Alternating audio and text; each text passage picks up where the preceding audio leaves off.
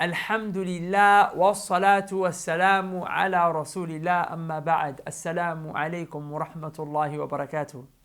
Brothers and sisters, I want to address in this video some concerns that some of you guys raised in the comment section of my previous video in which I launched a campaign, a fundraising campaign to raise some money and some funds for the family members of the victims of the attacks that took place the other night, right? Generally speaking, the main concern was around the following topic, the following theme, and that's, Brother Imran, why on earth are you raising money for the Kuffar, okay, and their families, when we've got our own Muslim families back home in Syria, in Iraq, in Somalia, in Palestine, in other parts of the Muslim world that are in need of money, they're in need of finances. This is a very, very valid concern, okay, and that's why I decided to address it. Generally speaking, I don't give two hoots about criticisms or whatever have you in the comments. I ignore it. To be honest, I go one step further. I click the delete button happily, you know. But this is a valid concern. It's a valid concern. So I think it needs to be addressed because it's true. Our Muslim brothers and sisters are being slaughtered. They're being slaughtered. They're being slaughtered like numbers you can't even count no more. We've lost statistics. We lost track of statistics. We need to support them and carry on supporting them. But with that said, that doesn't mean that there aren't other noble causes to which we can donate and give. As I mentioned to you in the previous video, but maybe some of you, didn't understand it because maybe there was a shortcoming from me in my expression of this point. But when we give this money, we're giving it. Why? When you give that £10, that £20, you're giving because this £10, this £20 is a ticket to La ilaha illallah for you. It's a way to open your heart for Tawheed and Sunnah. It's a way to open your heart towards Islam. And giving money to help bring someone to Islam, to fund a da'wah, is one of the most noblest of causes, brothers and sisters. This is what the Prophet ﷺ himself did. The Prophet ﷺ had his companions, the Ansar, with him, who have been Muslims, who are Muslims, who've not just been Muslims, but you have to understand what the Ansar did for the Prophet ﷺ. They took him and the Sahaba from Mecca in. Some of them were dividing their properties in half. One of them said, I'll divide my property in half. You take half, I'll take half, to the Muslims who came from Mecca. One of them said, I've got two wives. I'll divorce one and you can marry my other wife if you want. I'll split my wealth in half for you. They fought alongside the Prophet ﷺ, a battle and a fight that wasn't theirs. The Prophet ﷺ and his companions who left Mecca were the ones who had an issue with the Quraysh when they came at the Battle of Badr. The Ansar who were in Medina never had a battle. Yet they fought, they risked their life. Many of them died. The nobleman Sa'ad ibn Mu'adh radiallahu anhu died defending the Prophet ﷺ in the Battle of Khandaq. They sacrificed so much for the Prophet ﷺ. They gave their blood, they gave their everything. They really gave their houses, their lands, their property, their wealth to help the cause of the Prophet ﷺ. Then many years later, when the war booty and the spoils of war start to come in, the Prophet ﷺ on a particular occasion is dividing the war booty and he gives a huge amount of money to who? The Quraysh. He gives a huge, after the conquest of Mecca, he gives a huge amount of money to the Quraysh. The very people who before were stabbing you, were killing you. No doubt some of those people to whom the Prophet ﷺ is given the spoils of war were people who at one point probably killed some of the Ansar when they were upon Kuffar. They probably spilt their blood. And now in front of them, the Prophet ﷺ is taking his war booty and his spoils of war. He's looking at the Ansar who are thinking, okay, now we're going to reap the benefits and the fruits of that which we've done. And he's saying, no, I'm going to give it to them. And he gave it to them. Some of the youngsters from the Ansar became a bit, like what's going on kind of thing. And the Prophet ﷺ addressed this. In this hadith, you can find it in Sahih Bukhari. He explained why he did that. Think about it. You'd think to yourself, why is the Prophet doing that? I mean, you've got these Muslims. They're the best of Muslims. They've been there from day. And the Prophet ﷺ is giving the money there. He's giving the money there. What's going on? And the Prophet addressed this. And he explained to his companions. He said, these Quraysh, to whom the Prophet has just given this huge spoils of war to, he said, they are very close to that Kuffar and that Jahiliyyah. Very close to that jahiliyyah and that shirk that they just come from. And they've also been inflicted by a calamity, they've suffered, they've gone through something. And because of that, the Prophet said, وَإِنِّي أَرَدْتُ أَنْ أَجْبَرَهُمْ وَأَتَأَلَّفَهُم. The Prophet ﷺ said, because of that, I intend, he's telling you he intended, what was his intention by giving them that spoils of war? He said, I intend to help them, I intend to repair them, and to bring their hearts close. To bring their hearts close to what? Al-Islam. To Al-Islam. By giving them the spoils of war, by giving them this money and these treasures. And then he said to the Ansar, he said, don't you prefer that these people walk away with the dunya, and you, the messenger of Allah, is going to come back with you? I'm going to come back to your houses with you. You're concerned about what they're walking away with and what you're walking away with. He goes, when they walk away from here, they just walked away with the dunya, we give them the spoils of war. But when you walk away with me, the messenger of Allah. I'm coming back with you to Medina. So you see, brothers and sisters, now let us apply this to our beloved brothers and sisters. Our beloved brothers and sisters who are suffering, we must fund them. I'm not belittling that cause. Please do not mistake what I'm saying, because I myself have championed the cause of raising money for them. Alhamdulillah, we raised just under £30,000 for Somalia a few months ago. We raised in 24 hours on this very channel and my social media £30,000 plus for Syria. We raised money about last year, approximately £20,000 for Africa, and we've carried on doing this, and many causes for the Muslim community we've supported, and we'll carry on supporting them because they are our priority. They're our own brothers. But if we take this hadith and we apply the situation of our brothers and sisters to this hadith, you'll find that our brothers and sisters kind of like the Ansar, in the sense where if I'm saying here, give the money to the Kuffar and raise money to help them, okay? For the very reason that the Prophet did, because they've been through something and they're close to Kuffar. They are upon Kuffar still. That's how close they are. They're still Kuffar, right? But the Prophet wants to repair them and help them to bring their hearts close to what Islam. So that's what we're saying, give to them. Our brothers and sisters who we may not give this little bit of money to, even though we're going to get right back onto it in a couple of days. We're going to start donating to them and giving them money in abundance. But maybe we're going to, this little £10, little £100 we're going to give here to the Kuffar, we're not going to give to our brothers and sisters. But at the end of the day, the Kuffar, we just gave them dunya. But our brothers and sisters are still walking away with Islam. They're still walking with Islam. They're going to die upon Tawheed, inshallah. When they die, inshallah ta'ala, they're going to Jannah.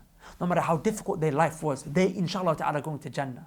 That doesn't mean we still don't help them just because they go in Jannah. No, they go in Jannah, we still want to help them. But them, these people, if you really have something in your heart, man, like these people, what do they have? They've just got this world. And some of them just got their world taken away from them. Their dad, their mum just died. They didn't deserve that. They didn't deserve that injustice, okay? But their mum, their dad just got killed. Okay, maybe their husband, their wife just got killed. So they're going through something, they're going through a calamity. So they lost their dunya and they don't have no akhirah. But by you giving them this money, you're bringing their hearts close to helping their dunya, and you're also trying to help them in their akhirah. You're also trying to help them in their akhirah. And wallahi, this is a characteristic of a true believer. The Prophet ﷺ said, لا يؤمن أحدكم حتى يحب لأخيه ما يحب لنفسه. None of you will truly believe until you love for your brother what you love for yourself. The ulama here, they explain, this loving for your brother what you love for yourself, it doesn't mean loving for them worldly things. It means to love for them religion. Now I know these people are not your brothers and sisters in Islam. I'm not saying that. Don't worry. There's no irja here. No one's a murja here. Please, don't throw around terms that you don't even know what they mean. There's no irja. I'm not saying the kuffar are your brothers and sisters in Islam. But what I'm saying is that this hadith, the Prophet ﷺ said, none of you truly believe until you love for your brother what you love for yourself. The ulama say, hey, this what you're supposed to love for them is religion. But now also love that for them. These guys, do you want them to not make it to Jannah? We as Muslims don't want no one to go to the fire. We don't want Allah to punish no one. We want Him to forgive all of them. But we know that will only come when they come to Islam. So I'm saying this is the effort that you're putting in towards bringing their hearts close.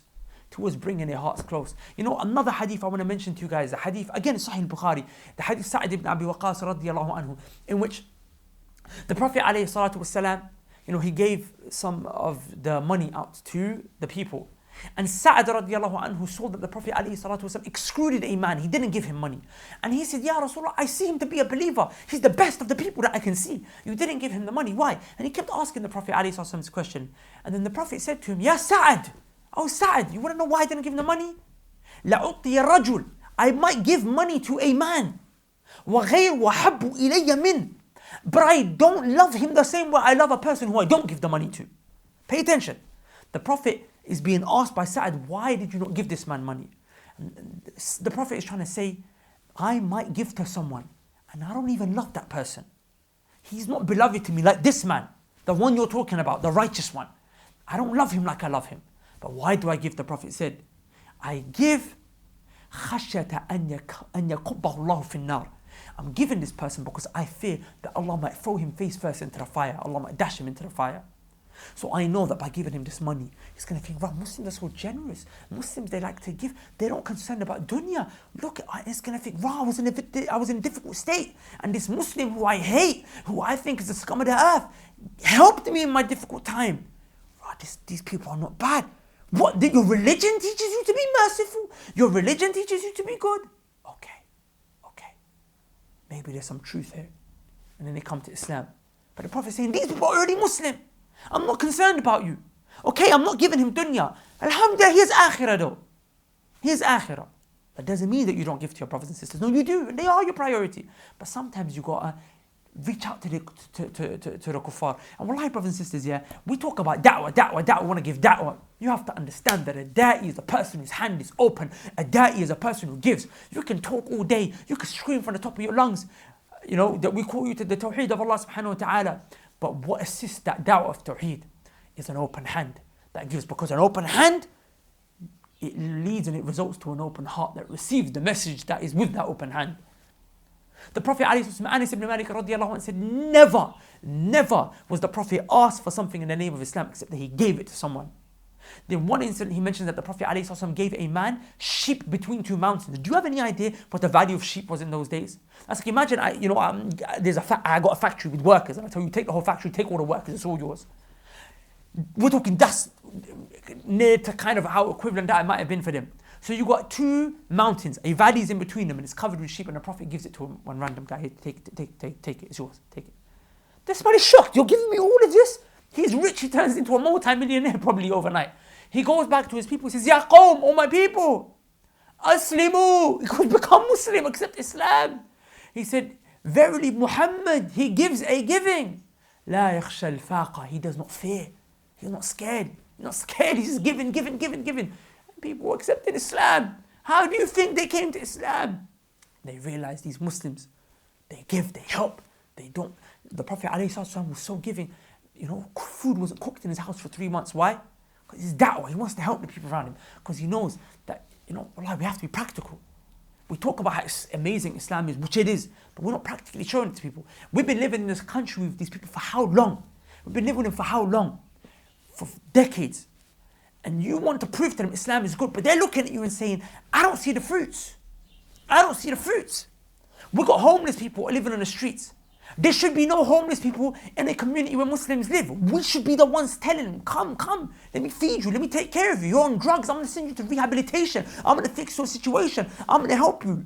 Get back onto your feet, no problem, bro. I'm going to take care of you. I'm a Muslim. My religion teaches me to be merciful, to help. Wallahi, they think, wow, Islam, you know, it is the haqq. Allah is one. Yeah, that's right. The Prophet should be followed and obeyed. And they're merciful. It makes sense. This is the religion of truth, and they will come just like they came in the past. But you can't expect people to come and you're trying to be all rough and tough with them. I know that we're not responsible for the attacks that took place. I know our brothers and sisters have got bombs raining down on them back home. I know it hurts me. Wallahi, I spend nights crying like you spend nights crying. Wallahi, I spend nights making dua like you spend making dua. Wallahi, I spend time raising awareness, screaming and shouting at the top of my lungs so we can fix these situations. I'm trying to tell you, brothers and sisters, you've got to be smart. You've got to sometimes be smart. You want to do things, do it the prophetic way. The Prophet ﷺ did it in this way. Think about it. You want to make change, okay? Why are people voting? They're saying vote why? Because we want to make change. Wallahi, it's not going to make no difference. And wallahi, voting is shirk. You can't participate in this democratic system. You can watch the other video that we did on my channel a few days ago. But with that said, my brothers and sisters, I do agree that we need to make change. So me and you, some of you guys who are upset with me, I know you agree with me on the issue of the taghut and the voting being, a violation of the tawheed of Allah subhanahu wa ta'ala. I know we agree. But the thing is, you're not providing an alternative. I'm saying it's wrong to vote, but we still do need to make change. The Muslims there who want to vote for change, they're not wrong. They're wrong because they want to vote, but they're not wrong, they want to make change. You're saying don't vote, and you're also saying don't make change. I'm saying voting is not from the Sharia, but giving money and winning people's hearts over is a way to make change. I'm saying ban voting. Don't vote for these prime ministers or these presidents. They're not going to do nothing for you. But I'm saying fund their kids. Fund them, put food on their plate. Help them. That will change them. That will make their hearts win over, not a little vote. Because why the Prophet ﷺ never voted for the Kuffar, which Kafir is going to be the best over us. No, he never did that. But you know what he did? He said, come, I'll feed you. I'll feed you. If your people died, I'll take care of you. Don't worry, I'll fund you. You women are widows, your husbands, no problem, we fund you, we take care of you. They were like, what? This is what the Muslims are about. Ashhadu an la ilaha illallah wa ashhadu annaka Muhammadan abduhu wa rasul. And they come to Islam. Me and you want to sit here all day, every day, complain about what's happening, but we don't want to take action. You're going to let the media talk on your behalf. So what do you want to do? Just going to sit there quietly? Do something. Don't you see the situation's getting worse? Like the Muslims are not doing anything wrong, but they're not doing anything right either. Yeah. When I say Muslims, I mean as a whole. I know there's a fringe, idiots that are doing some mad things with these attacks and whatnot, and that's a psycho thing. We're not on that, right? But the overall majority of Muslims are not really doing anything to harm. They're not doing anything to harm as a community, as a majority, to harm the non-Muslims. But they're also not doing anything good. But the media is pushing this narrative. You're going to let the media speak on your behalf. You're going to let them work on your behalf. You can say, victim mentality, I didn't do nothing. But they're going to still talk on your behalf. So what's going to happen? Your wife is going to get slapped in the street. Sister, you might get your hijab pulled off. Believe me, if I'm there and I see one of my sisters getting attacked, I'm not having it. Wallahi, Allah knows. I don't need to prove to no one. Allah knows my truthful honest statement. If I see my sisters getting attacked on the street, I'm defending my sisters. You probably will, right, my bro? You probably will if you see an elderly man get attacked. You protect them, right? What are you going to do when you're not there? What are you going to do when your wife gets attacked and you're not there? I'm asking you, seriously, what are you going to do when a sister gets acid thrown in her face and you're not there? What are you going to do? But you know what, you could have stopped that. You could have prevented that by being smart and changing the narrative. That man he's attacking, okay, he's attacking. He's an absolute mug. He's a criminal. He's a shaitan on ins. He's a mujrim. He's attacking our sister, okay. But you could have prevented him from coming to that thinking in the first place. You could have that thought came to him. Why? Because of our inactivity. Because of us just kind of sitting there. You could have prevented that happening. So don't sit there and be like, what do you mean, bruv? What do you want to do? Do you want a bloodbath? Do you want a war? Do you want a war? You don't want to give. Do you want war on the streets? I'm being real with you. What's going to happen to you? You want to start riots on the streets? You're going to get finished. We're going to get finished. Our women are going to get finished. Please stop living in illusions, okay? Like you're going to get dropped. You're going to go jail. You're going to get killed. And then your wife is going to get taken or whatever have you. Your kids, your daughters are going to get taken. I'm saying let's be smart, okay? The Prophet ﷺ, how he was in Mecca, okay? Smart about it. Realize we don't have ability, okay? We don't even have to in Medina. What did the Prophet ﷺ do? As soon as he went to Medina, what did he do? He started to make treaties with the Kuffar tribes, with the Jews and all of them. Why? To make peace. Because he knew it's not a time for fighting or anything. Let's be smart. Okay, we don't need that. We don't need that drama. We can win the people's hearts over through mercy, through rahmah, which is ultimately what the Prophet ﷺ won the people's hearts through. And and why did the Prophet ﷺ end up actually having to engage in military conflict with those people? Because all the treaties he made, they were broken. He never broke a single treaty. They broke it. The point was they brought the fight to him. He never brought the fight to them. He said, listen. We're going to make a treaty of peace, okay? Jews, look, peace. You do your thing, I'm not going to interfere. I do my thing. Don't get involved. Don't turn your back. Don't betray us. Don't. They did. They brought the fight to the Prophet ﷺ, which forced him to be able to have to be in a situation to defend himself. Say, we're not in that situation right now. So why are you forcing it? Why do you want that kind of drama? Do you want it to be not safe for our sisters on the streets? And if not, then just honestly get out of the country. I don't even know why you're here. To be honest, Asalamualakum, is it even permissible for you to be in this country and you're not giving da'wah? Is it permissible for you to be in the UK, you're not doing no da'wah? Is that permissible for you? Is that permissible for you to be here? What's your reason for being? Hijrah. You're saying you can't practice your religion, go back home. But you want to stay here and you don't want to help. You don't want to contribute to the community here. You don't want to help out, which what the Prophet ﷺ did. The Prophet ﷺ was a positive impact and an influence to his community. He helped his community. He helped the Muslims and he helped the non-Muslims. He gave and he gave and he gave and he helped all of them. Alayhi salatu wassalam. You don't want to do that. You just want to sit here and complain. Oh, get the hell out of here, man. I'm telling you right now. Go to the lands of the Muslims. You can pray 5 times a day, hear the adhan on the streets. I'm saying, I'm here, I'm giving da'wah. I can stand before Allah subhanahu wa ta'ala on the day of judgment. Say, Ya Rabb, I was extending I was trying to be a manifestation and an extension of mercy. That same mercy that with which you send the Prophet ﷺ to all of mankind. The greatest mercy that you can give to a person is the mercy of Tawheed. Tawheed al-ibadah, la ilaha illallah, bringing them to Islam. And then of course the other things of mercy that fall under the charity, the helping, the giving. Well, if you think this religion is just about being stubborn, and yes, there's a time to be staunch, there's a time to not back down, there's a time to be real.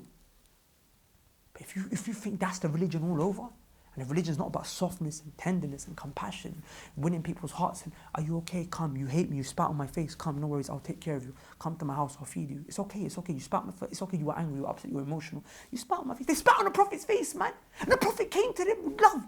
Are you better than the Prophet? If you don't realize that, wallahi, you've not understood your religion. Or maybe you have, but you're still in that jahil gang mentality that you came out from. You're still a gangster, bro. You made the religion into a gang. You still came with that ignorance. It's not what the religion's about. Wallahi, if you're a man, it's not about that, man. Islam humbles you, bro. Honestly, I'm sorry. I'm not gonna. I'm proper upset. I'm proper upset with the reaction that I got from some of the brothers and sisters. I'm proper upset. And you're trying to make it out like we don't care about our brothers and sisters back home. Wallahi, that's boring, bruv. That's boring. Wallahi, it's boring for you to say. Honestly, in the comments, I felt like I can't even give an academic, intelligent response. All I was saying to some people was just allow it, bruv. Allow it. Just allow it, man. What are you saying that we don't care about our brothers and sisters? Stupidity that you come with. What do you mean we're trying to validate the kuffar? Do you not see my beard on my face? Who's validating the kuffar? Who's trying to seek, people saying you're trying to seek validation from kuffar. Do you think I'm seeking validation? Look at my beard, bruv. Some of you talking to me don't even have beards. I'm not looking down on you, by the way. I'm not. But what is the reason for my beard? It's al-wala wal-bara. To show you it's me. I'm allying with the Muslims. I'm a Muslim. Okay? I'm not with them. It's different. It's a sign of Islam and Sunnah. Why am I rocking my thobe? Some people talking in the comments about you seeking validation from the kuffar. You don't even wear thobes when you go out in the streets. Everybody tell me seeking validation from the kuffar. You're not seeing our stances. Tashbih al-kuffar, imitating kuffar and whatnot. A'udhu billahi min ash-shaytan rajim. You've not understood the religion. Yes, our allegiance is with Islam and Allah and His Messenger and His Sunnah. And we don't ally with no one before the believers. But that doesn't mean we can't help and be merciful to human beings around us. Primarily, why? When it's actually going to help bring them to Islam. Don't you want them to come to Islam? I'm saying, don't you want to open your hearts? You want people to burn in hell? Is that what you want? You want people to burn in hell? At the very least, you don't want, okay, let's say they're not going to come to Islam. At the very least, they're going to stop making life hard for you as a Muslim. They're going to stop attacking sisters in the streets, burning down masjids. Or what? You're going to say, let them attack my sister, let them burn the masjid. Okay, you want to fight? Joke, bro. Wallahi, it's a joke. Wallahi, it's a joke. Wallahi, it's a joke. Wallahi, it's a joke. I don't even want to say it. You know what the funny thing is? Don't you think I don't know the kuffar don't like me? Don't you think I don't know they're watching this? Like CNN reporters and journalists watching this, trying to find my words to slip out. Probably trying to, right now, seeing how they can slip out. They made documentaries about me, bruv. Are you mad? They made documentaries about me. They make articles about me. Have you seen the way I get attacked? I get attacked by you guys and I get attacked by the kuffar. You think I'm trying to please them? Well, I don't give a damn about pleasing them. I don't give a damn about pleasing you. With all due respect. My brothers and sisters, I don't give a damn about pleasing you. I'm pleasing Allah. And I'm putting myself in a position where I'm trying to raise this money. Why? Because first and foremost, I'm going to stand before Allah. I say, Allah, look, innocent people that were killed, families were in need. I wanted to help support them. And my brothers and sisters came together to support them, to aid them, to help them. Why? To show that Islam is about mercy. To help people, to show that we're not inhumane and we're not barbaric people. And so that justice can prevail. When people try to bring injustice in the name of Islam. But the primary reason was, Ya Allah, I wanted them to come to Islam. And we gave them money in the day. And at night we stood at prayer in the month of Ramadan. We made dua and we said, Ya Allah, bring these people to Islam. or at the very least, Ya Allah, change their hearts towards us and better the situation of Muslims. Allah, I cannot explain to you how upset I am right now. I'm sorry, astaghfirullah al-azim. Astaghfirullah, I'm not even talking like I speak slang, generally speaking. I try not to in my videos anymore, but it came out. I'm so upset, you don't understand. I feel like you Muslims are not getting it. You're making the situation worse. So I'm going to ask you one more time, please. Please don't be ignorant. Please don't be narrow-minded, man. I'm not no liberal standing in front of you, act. I'm not no liberal standing in front of you, act. I don't care for these liberals. I'm trying to tell you, this is Islam. And you guys are not, because you're not studying, you're not understanding. Some of you fly in this direction, some of you fly in that direction. You've got extremists on the right wing, then you've got extremists on the left wing, these liberals. Honestly, both of you, stop it. Study your deen. Learn your deen. Understand what a balanced approach is. Some of you all day, every day, just trying to hold hands with the politicians. Get out of here, man. They're not doing nothing for you. Some of you going the other way. You don't even want to help the homeless guy on your street. Both of you are wrong. I'm saying don't hold hand with no politician. But at the same time, feed the homeless guy, Ag. Feed him, Ag. We're living in the 21st century where Islam is under attack. You don't want to do nothing. You just want to sit there looking all righteous and whatnot, talking about, Taghut and this, that, and, Kuffar. Like, bro, do something, Ag. Sick of it. You don't want to study. You don't even learn how to recite Surah Al-Fatiha properly. Like, before you comment on whether we should raise money or what da'wah we should do and charity and just learn Fatiha first. I'm sorry, I'm getting annoyed. Let me stop talking. A'udhu billahi minash shaitanir rajeem. A'udhu billahi minash shaitanir. Look. Sorry, come back, please. I'm asking, please. I know I shouldn't put this video up. I know people are going to be upset. Wallahi, I'm not trying to come across rude. Wallahi, I'm not, man. You come sit with me, Ak. I'm going to give you everything, Ak. I'll be so loving to you. I'll take you for a munch, Akhi. If you're in trouble, I'll be there for you, Akhi. If your family's in the hospital, Akhi, I'll be there for you. I'll take you to the hospital, bruv. Wallahi, Akhi, you got problems, Akhi. You're my brother in Islam, you're my sister. I'm there. I'll put my neck on the line for you. Sorry, it's just a bit of tough love. That's all it is. Ibn Taymiyyah, rahimahullah, says sometimes you've got a stain on your hand. You need to be a bit hard to rub it off. That doesn't mean I hate my hand, I love it. It's mercy to my hand, I'm tough here. I'm saying, please give money. I was disappointed when I came and I checked the GoFundMe page and we only managed to raise £1,700. May Allah bless those of you who donated, wallahi. But I know that video got so many views. I know how people watched it and they choose to not donate. And I know videos where we've done videos with less views than that. And we managed to raise £28,000 with like a video that only got 6,000 views. This video got 6,000 plus views. And we're struggling to raise even £2,000. I'm saying give, but when you give, wallahi, you're giving to defend the image of Islam. You're giving to make change in the lands of the Kuffar. You're giving to bring their hearts closer to Islam. And I gave you evidence from Sahih al-Bukhari. The Messenger ﷺ did this, and I didn't even give you. I'll give you more evidence if you like. Wallahi, I'll give you more. If you're telling me this is wrong, if you're telling me this is seeking validation from them, then you're making that same attack against the Prophet ﷺ. I'm begging, please, I want to raise £100,000 for them. I don't know how far-fetched that is, but at the very least, I want to raise at least 10k so I can go to these people and I can say, listen, this money came from because of Allah and His Messenger. Because of Allah and His Messenger, here I'm dropping you these grants. Feed your kids and pay your rent because your husband died. I can't afford to pay that rent no more. Not me. No. Allah and His Messenger. The Kuffar, man, they go to Africa and they go to our brothers and sisters who are starving. They give them food and they say, yo, who gave you this food? They say, Allah. They say, no, you want to feed your starving baby? Jesus gave you this food. Wallahi, just research. You guys don't even know what's happening. And they go there and they're like, Jesus, because the kid's dying. It's wrong, but the kid's dying, so they have to give them food. And they say, okay, Jesus. And they tell the kids, Jesus. Become kuffar. Got Muslims leaving Islam. But they deceive and they force. We're not doing that. We're not going to do that to you. We're not saying do that to the kuffar. We're just saying give. If you accept, we just told you we gave this to you because Allah and His Messenger told me. If you take, you take. If you want to be upon kufr, you be upon kufr. But I did my job. The rest is up to Allah to guide. I'm saying please go to the link below. And if there's any du'a that are listening there, please, I'm asking, please make videos. Just share this link. In 24 hours, we can raise this money. I know. These charities, some of you are so innocent, so kind-hearted. You give £10,000 to these charities for our brothers and sisters in Syria. Do you have any idea these charities where that money goes? Don't make me open my mouth, please. Don't make me. I've got statistics on my phone right now. Inshallah, I want to talk about these charities in Ramadan. In Ramadan, I'm going to address this. I don't want to do it right now in this video because it's going to get long. But you've got charities raising 100 mil, and where the 10 mil go? I know brother Abu Bakr Islam has got a charity. I see him. I know it don't cost anywhere near that much to run a charity. No administration bills come to £10,000. Where's that money going? It's going in your pockets, bro. They're bringing all these. It's a business. Charity is a business. They bring all these celebrities over. Oh, let's do an event, little football player, little this, little that. You know how much they give these celebrities? £50,000. That's £50,000. You probably gave that money thinking you were donating for ambulances in Syria, and you give that money here. I'm telling you, I'm gonna take this money. I'm gonna show you 100%. I'm gonna film me giving the money to whoever I give it to. I'm gonna film me giving it to the families of the victims, so you can see every penny of that money where it went. You guys, innocent, like kind of given to Syria, and the money not even going to Syria.